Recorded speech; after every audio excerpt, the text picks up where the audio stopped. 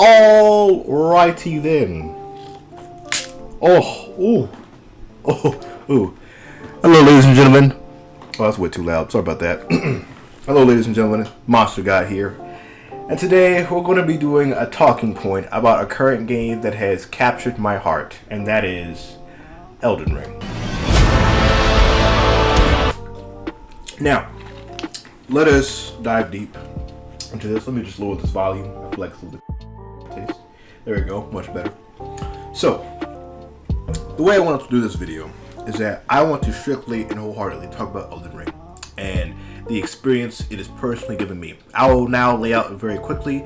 This video is going to be a little bit of a rant, but also a little bit of a, I guess you can say, calculated talk about how Elden Ring has affected me as a gamer, how it's shifted my view on the gaming industry, but also importantly, how this will affect From Software's games and also gaming in general.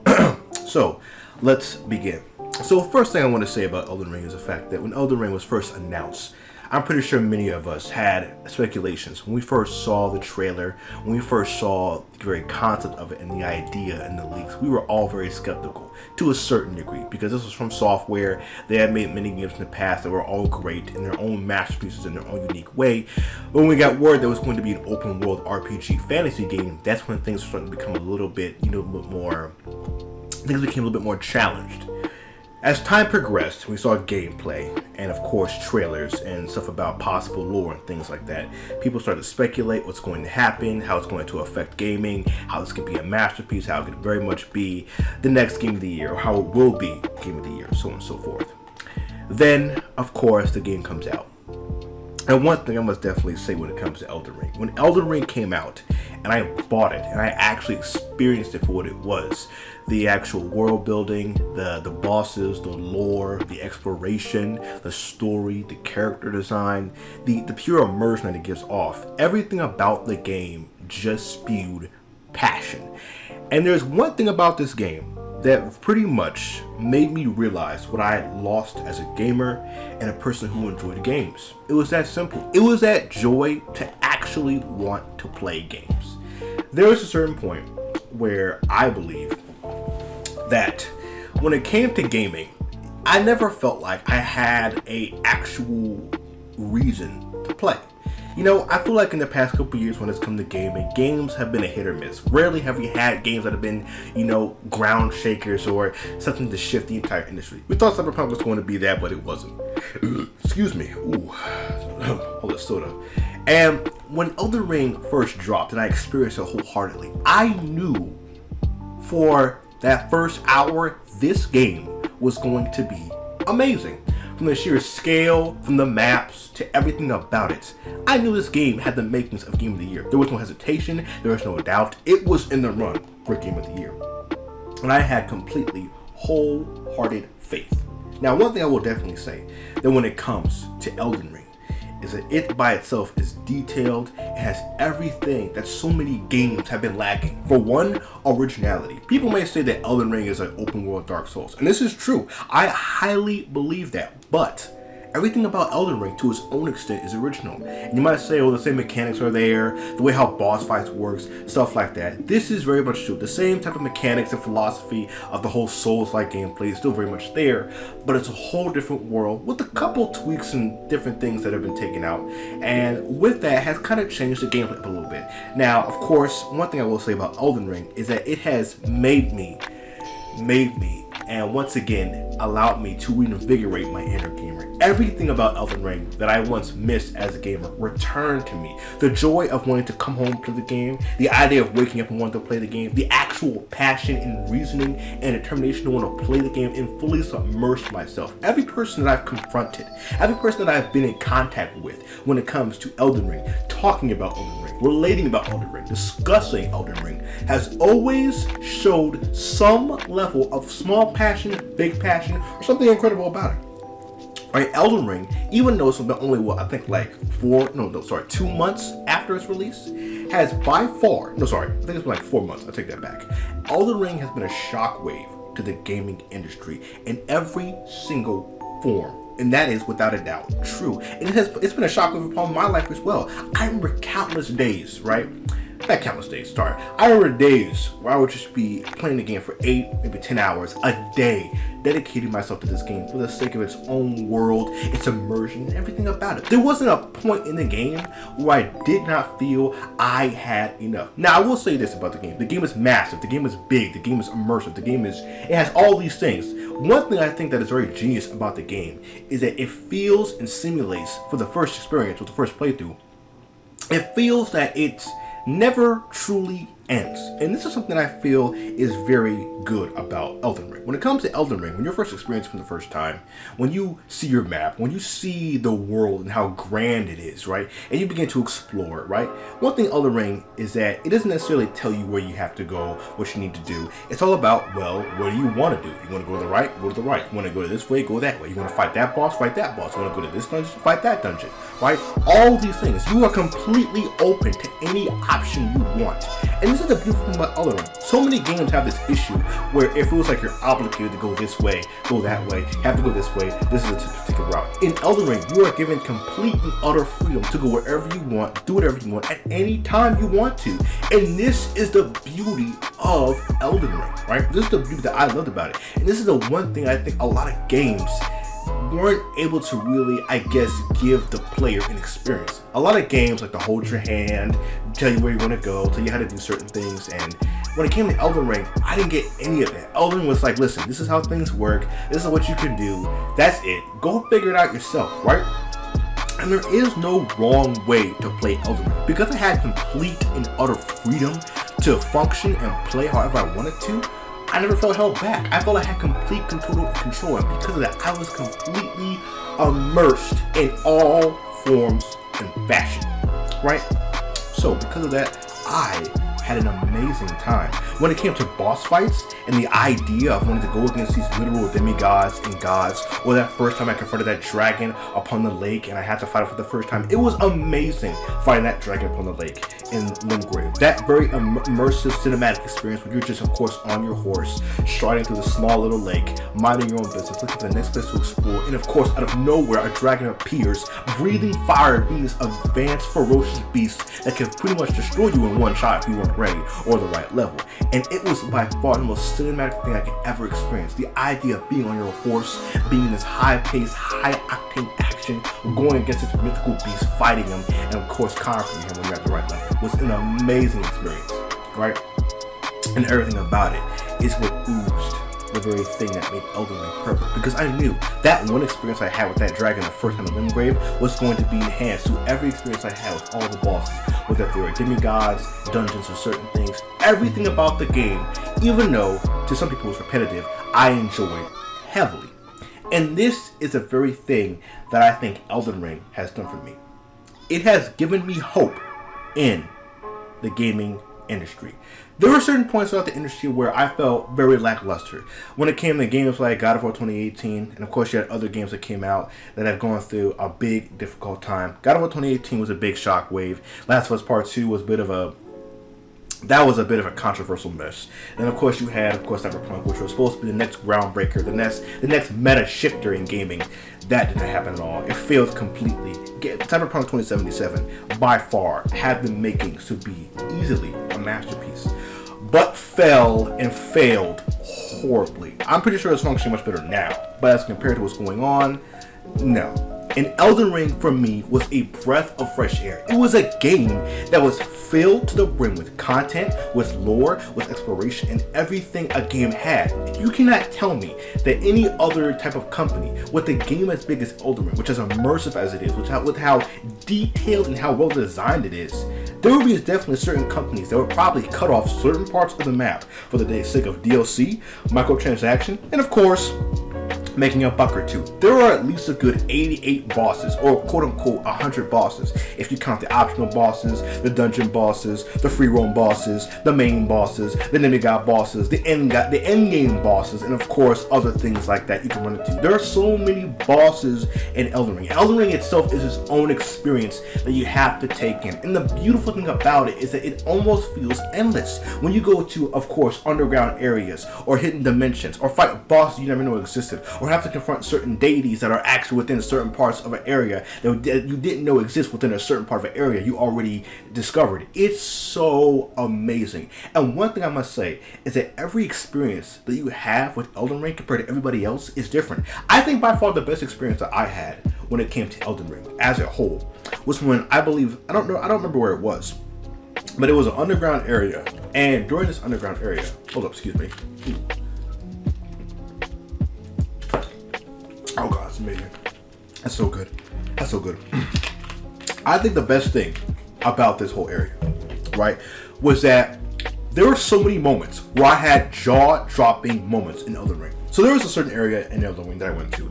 It was an underground area. And some of you who have played the game are probably very familiar with this area. In this area, you go into an underground area. It's a cave, and there are these ants, right? There are these ants, these giant ass ants that are creepy as hell, look weird. They're not tanky, but they're just weird. And if they gang up on you, you're kind of fucked. That's how it typically works, right? I fought my way through the ants, and of course I got to like this underground temple where like there's this weird celestial centipede throwing gravity magic at me. Pretty crazy, right? I'll never forget the first time I came across this boss arena, and off the bat I knew it was a boss arena. When I came across this boss arena, I saw this giant throne with a giant sitting on it, surrounded by these these stone skeletons. And I knew one thing. First of all, this is amazing. This is a gorgeous scenery. This is something that could be in a portrait or an oil painting. And then, of course, drops the boss. Right? This giant golden armored draconic looking warrior that at first seemed like this barbaric savage, then comes to second phase, transforms into a four-winged beast that can shoot fucking lightning spears. Right? Now, if you explain what I just said to the average person, they think you were probably on an acid trip, right? Some crazy weird LSD, bathos, PCP type thing, right? But this is the average experience in Elden Ring.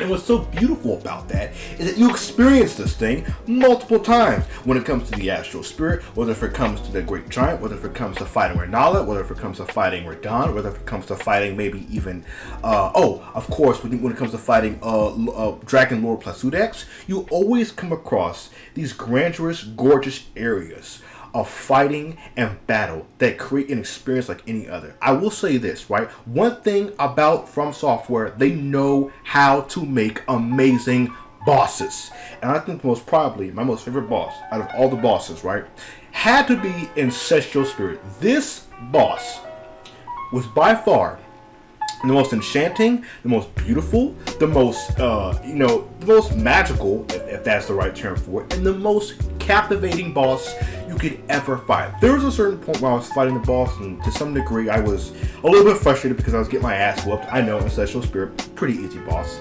But as I actually got familiar with the patterns and how to fight this thing and how to actually confront it, there was a certain moment where I realized this boss is gorgeous. Everything about this boss was amazing. From how it moved, to how it fight, to the music.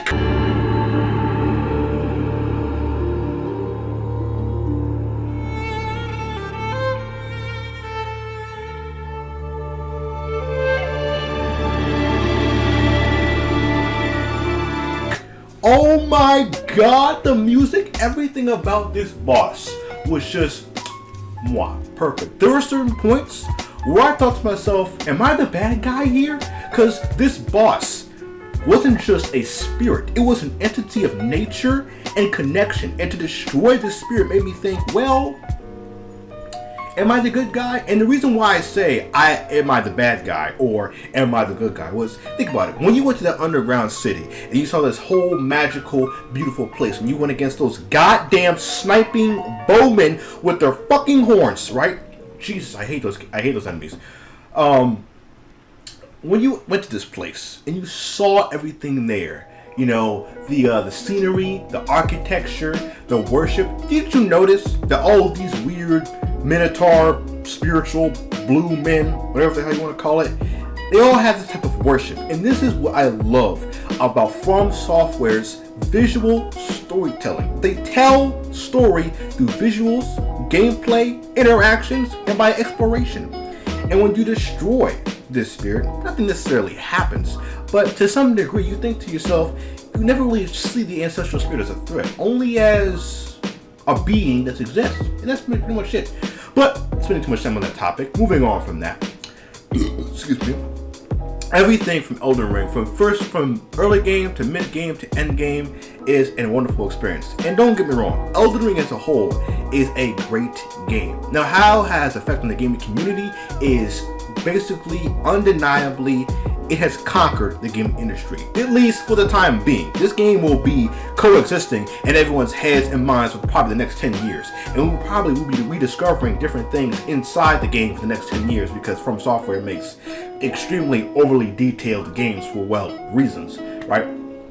One thing I would definitely say is that not only has this game proved that the philosophy of game design of the East is starting to become superior, but it's also starting to prove how when it comes to the Western design philosophy of game design, it can be quite questionable. I mean, there was a lot of times where, of course, there were some devs who were mad at From Software for the success of Elden Ring for the sake of the fact that the only reason why, Elden Ring did bad was because of the pandemic, because everybody was stuck inside and nobody had anything else to play, so they played Elden Ring. So, of course, people are going to say it's a masterpiece, stuff like that, yada, yada, yada. Listen, what you have to understand is that Elden Ring has a lot of things: originality, great boss design, great level design, excellent storytelling, world building, and something that a lot of things that Western game philosophy has to drop. That's one thing, is that half-assed games, microtransactions, and originality. These are the things that, first of all, Elden Ring didn't have any of them. It didn't have any microtransactions unless there's going to be a DLC, which, come on, From Software DLC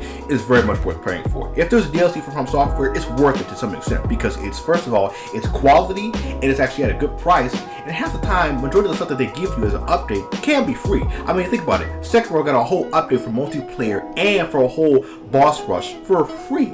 Free! Typically, you have to pay like, $20 in the West. In the East, it's free. And not to say the East doesn't have their own form of microtransaction or they're completely absolving of all that. But when it comes to these game philosophies, right? When it comes to certain companies, and some companies who have that in the West too. I think when it comes to Naughty Dog, they're pretty, or certain companies like Santa Monica, right?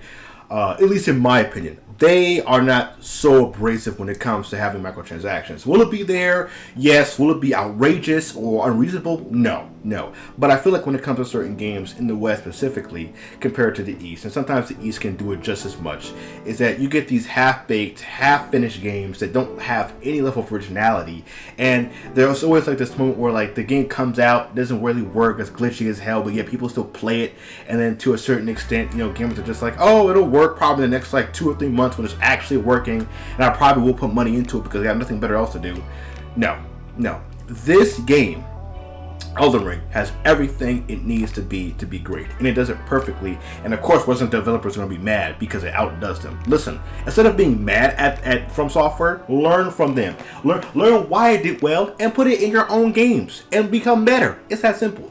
But from that, this is a very effect it's had on the industry, on the community. The community, it loves it. But the problem with the community is that the fact is, there's somewhat of a schism. When it comes to Elden Ring, right, as a community, you have people who love the game and people who say the game is good, but they're not, how do you say it? They're not masochists. They're not, right? They're not masochists. And even though I probably shouldn't say that Elden Ring players or Souls players are masochists, to some degree we are. You gotta be a little bit of a masochist to enjoy the idea of getting your ass pummeled, railed, and just straight throttled.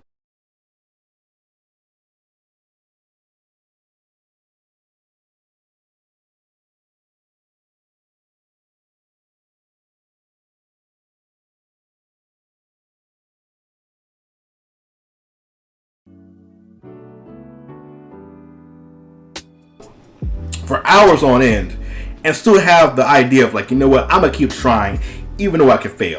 It's gonna happen. Happens all the time. All the fucking time, right? And you have some people who just aren't into that game. What you have to understand is that Elden Ring is designed for a niche audience. This is probably From Software's first real mainstream game. I say mainstream because From Software's audience has always been a niche audience that liked a particular type of gameplay style, the Souls-like style. They practically have created their own genre. And because Elden Ring is so big and it's created this, it's acquired this audience on such a big scale, probably bigger on their previous titles. You have certain people who aren't originally fans of From Software trying out the game and being like, oh, the game's too hard, oh, the game's too difficult, oh, I keep dying, oh, I can't do well, the build system is too weird, oh, I don't like this free roam, I have no idea what to do, the map is too hard. Yeah, all these bullshit reasons for hating the game. If you really look at it, right, all the reasons why people hate the game is nitpicking. Now, will I say the game is repetitive? To some degree, yes. The game is repetitive for the fact of its bosses. It does reuse a lot of bosses, and I did notice that a lot. And don't get me wrong, every boss to some degree, that even if it's reused, is slightly different. This is not every boss, because you can actually fight Godric twice. You can fight him once, of course, on Stormvale Castle, and another in an Evergrail. What do you call them? Evergoal, Evergrail, I forgot what they're called. The weird circle things where you fight the projection of other warriors. Stuff like that. You can fight him there, right? And other things. And what's cool about it is the fact that, what kind of hinders it is the fact that this creates a level of repetition that really takes back the experience, because the problem with repetition, it makes things get old quickly, and it makes the immersion and the experience that less effective, right? And that's the main issue with Elden Ring as a whole. Now, I have now expressly talked about how Elden Ring affected the industry from before it came out, how it affected me when I played it, and how it affected the industry afterwards. And all these things together are not bad.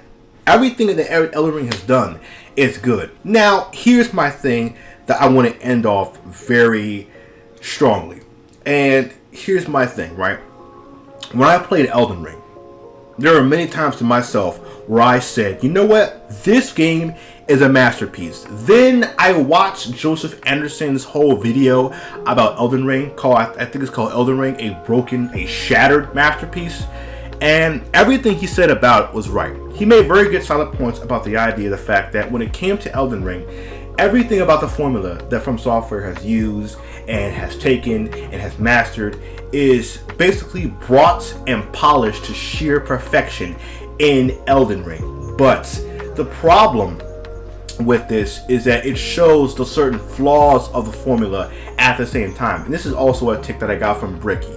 Both these people who've also reviewed Elden Ring have given their take, and they will give you a non-biased opinion, which I like. One thing I will say about Elden Ring, is it a masterpiece? In its own way, yes, but it's very flawed. It's flawed with the fact that it has this repetitive thing with the bosses, and I think when it comes to Elden Ring, even though Elden Ring's own system of gameplay is well designed, I feel like when it comes to basically the repetitive bosses and how gameplay functions, how you play the game can really shift how things operate. The absolute freedom that From Software gives you in Elden Ring is actually its own hindrance. And the reason why is because, well, think about it. For those of you who have played Elden Ring, when you first played it and you were in Limgrave, how many times did you either go to Lunaria Lake or Caelid? Rather, I didn't find this out, right? But here's the thing. I didn't find this out till late game. I mean, I'm talking about late game. I'm talking about like at least like I've beaten Millennia late game. I'm like at 130 something, right? I didn't find out there's a bottom part of Limgrave. I didn't even know about that, right? I only went to I only went to Upper Limgrave and Middle Limgrave, and that was it. That little bottom area where you go to that castle where you find that the father of that daughter, the letter you're supposed to give her. I didn't find that out too late game. And this is a certain thing about Elden Ring, is that because you have the absolute freedom to go wherever you want, experience will differ in certain areas, right? There's no level scaling, but there is damage scaling. Based upon how powerful you are, the damage scaling will base itself upon that. So if let's say you're like 120 going against like, let's say Margot after you fight the Golden Form of Godfrey. Fuck Golden Godfrey, by the way. When you fight Margot, let's be honest, right? Margot, for most of you, was probably easy because majority of most people who fought Margot were probably somewhat overleveled because you probably farmed a good bit in Lunaria, or if you are a true masochist and you farmed early game in Caelid, Jesus Christ, what the hell is wrong with you, right? And you were able to basically destroy Margot, right? This is where things get a little bit kind of weird. Let me explain why. The reason why is because if you farm in certain areas, other areas that were supposed to be hard originally are now basically areas that are not hard at all, right? So imagine, let's say you farm in Limgrave and you farm mainly in Lunaria, and you haven't even fought either Renala or Radahn, right? And let's say you fight Radahn at level 90, and then you fight Renala at level 90 as well. You are going to have a much more better experience at fighting Radahn at level 90 than you are at fighting 50. I've seen most people, no, I take that back. But typically, if I remember correctly, the best level to probably fight Radahn. And let me make sure this is probably correct, right? So hold up, let's see. Let's see. Hold up. Give me one good second.